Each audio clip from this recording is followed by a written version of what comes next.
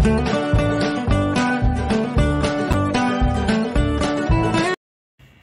Morning. কালকে বিয়েবাড়ির থেকে আসার পর আর ভিডিওটা শেষ করাও হয়নি, আর ভিডিও করাও হয়নি। তো রাত হয়ে গেছিলো, ওই জন্য আর সেভাবে কোনো শ্যুট নেইনি। তো যাই হোক, বাড়িতেই চলে এসেছিলাম, ভেবেছিলাম থাকবো। তো দেখুন, বিদেশ থেকে ঘুরে আসার পর কতটা কাজ, যেরকম কাপড় আর সেরকম ঘরদুয়ের অবস্থা। কারণ হাজব্যান্ড শুধু খেয়েছে, আর খাবারটা আমার যা দিয়েছিল এই কদিন। তো যাকে তো অনেক অনেক ধন্যবাদ, এই ভিডিওর মাধ্যমেই বলছি। পিঙ্কি আমার রোজই ভিডিও দেখে, তো পিঙ্কি যাই হোক খোঁজ নিয়ে রোজ খাবার বানিয়ে আমার দেওরের হাত দিয়ে আমাদের বাড়িতে পাঠিয়ে দিত।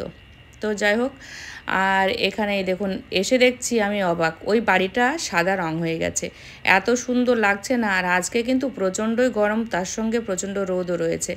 ঘরটাও মুছে নিয়েছি। আর সকালে ব্রেকফাস্টে কি করব সেরকম তো কোনো বাজারঘাট করা হয়নি, ওই জন্য সকালে শুধু ডিম সিদ্ধ বানিয়েছি। আর তার সঙ্গে দেখছি কেউ একজন আমার হাজব্যান্ডকে এই তালটা দিয়েছে। তো তালটা বলেছিলাম দিতে লাস্টের দিকে, কারণ আমার মেয়ের জন্য কিছু পিঠে বানাবো যখন মেয়ে বাড়ি আসবে পুজোর ছুটি সেই সময়। তালটার সাইজে এতটাই বড়, তো আমি ভাবলাম আগে ওজন করেই দেখি। তারপরে দেখছি 7 কিলো ওজন। আমার লাইফে আমি এত বড় তাল দেখিনি, তো এই প্রথম দেখলাম। মানে কি বলবো, আর তার সঙ্গে আপনাদেরও দেখালাম। তো চলুন, আজকের ভিডিওটা বেশি আর কন্টিনিউ করলাম না, এতটুকুই ছিল। তারপর বুঝতেই পারছেন প্রচুর জার্নি, আর তার সঙ্গে ঘুম হয়নি, আর শরীরটাও খারাপ ছিল। রেসে রেসে বিয়েতে গিয়েছিলাম বটে, কিন্তু শরীর তো সুস্থ ছিল না। তো 2 দিন পর আবারও ভিডিওটা অন করলাম, আর মেয়েকে দেখতে যাব। তা মানে দেখতে যাওয়ার আগের দিন এই তো চিকেন নিয়ে এসেছি, তো সেটাই নিয়ে আসার পর দেখছি এটা সুন্দর করে মাখিয়ে রাখছি। বুঝতেই পারছেন এরকমভাবে আমি মশলা মাখিয়ে চিকেনটা একদিন আগে রেখে দিই, আর যেহেতু পরের দিন মেয়েকে দেখতে যাব ওই জন্য। তো মশলা মাখিয়ে রেখে দিচ্ছি। আর তার সঙ্গে মেয়ে বলেছিল এবার একটু তেহারি বানিয়ে নিয়ে আসতে। তো সেই মতো মানে মেয়ের কথা মতো ভাবলাম একটু বেশি করে বানাই, দুপুরেই বানাই তেহারিটা, আমরাও খাবো, তার সঙ্গে মেয়ের জন্যও রেখে দেবো ফ্রিজে। তো এদিকে আলু ফ্রাই চলছে, মাটনটা একটু কষিয়ে নিচ্ছি। আর গোবিন্দভোগ চাল এখানে প্রায় 1.5 কিলো না 2 কিলো মনে হয় ছিল, অনেকটা বানিয়েছিলাম। কারণ অনেকটা মানে বড় একটা টিফিন বক্সের এক টিফিন নিয়ে গেছিলাম মেয়ের জন্য, যাতে মেয়ে খেয়েও মেয়ের বন্ধুদেরও দিতে পারে। তো এই দেখুন 2টো কড়াইয়ে রান্না করেছি, বুঝতেই পারছেন। একটা আমরা শেষ করেছি, আর একটা মেয়ের জন্য নিয়ে যাব। তো যাই হোক, যথারীতি সন্ধ্যা হয়ে গেছে, আর মশলা মাখিয়ে রেখেছিলাম। তো যেদিন যাব মানে সেই দিন সন্ধ্যাবেলার দিকে আমি রান্নাটা শুরু করি। সন্ধ্যাবেলা না, সন্ধ্যা রাতের দিকে 11টা-12টার দিকে রান্নাটা আমি শুরুই করি। তো যাই হোক, মেয়ের জন্য এখানে ম্যাগি বানিয়েছি, আর এদিকে চিকেনের ঝোলটাও দিয়ে দিয়েছি।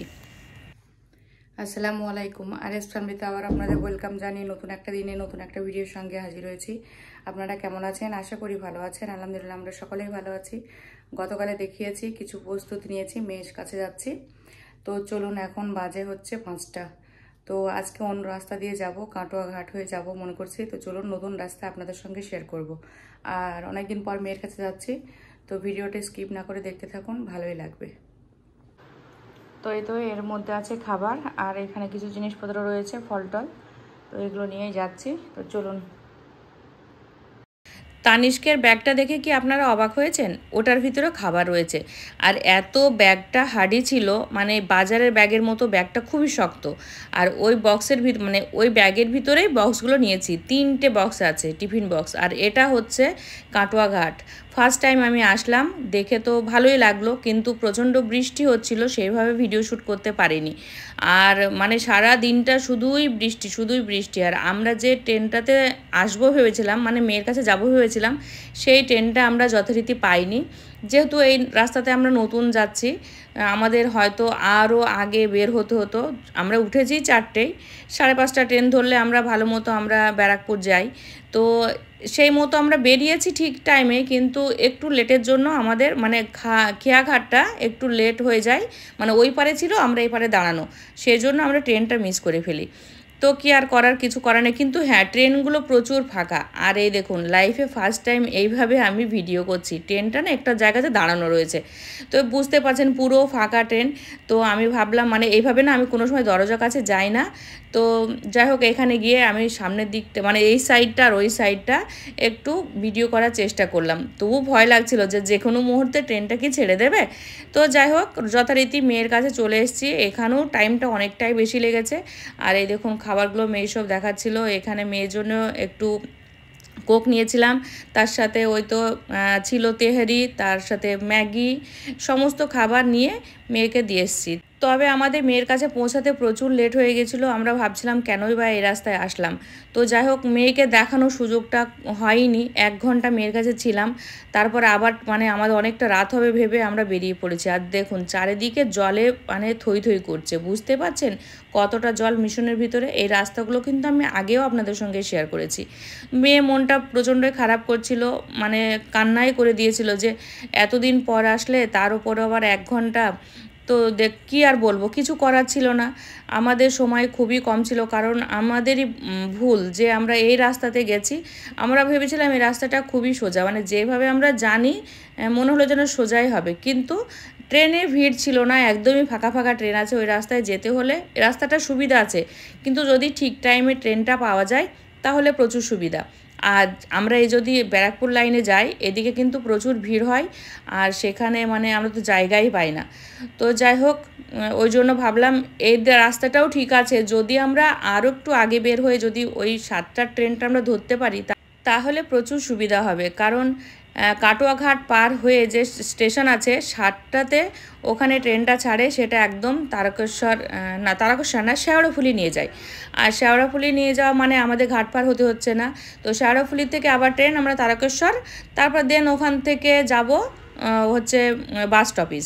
তো খুবই মানে প্রসেসটা খুবই সোজাই লাগছিল, ওই জন্য ওই রাস্তার দিকে আমরা গেছি। তো যাই হোক, জল দেখুন, মনে হচ্ছে বন্যা চলে এসছে। তো আর আমার মনে হচ্ছিল কিছুদিন গেলে হয়তো বন্যা চলেই আসবে, এরকম পরিস্থিতি।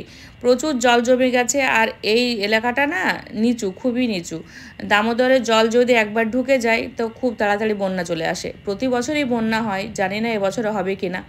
তো যাই হোক, সামনে ওই যে বিল্ডিং দেখতে পাচ্ছেন, ওটা অফিস বিল্ডিং। আর ওই বিল্ডিংয়ে আমার হাজব্যান্ড গেছে, কিছু কাজ আছে সেগুলো কমপ্লিট করতে।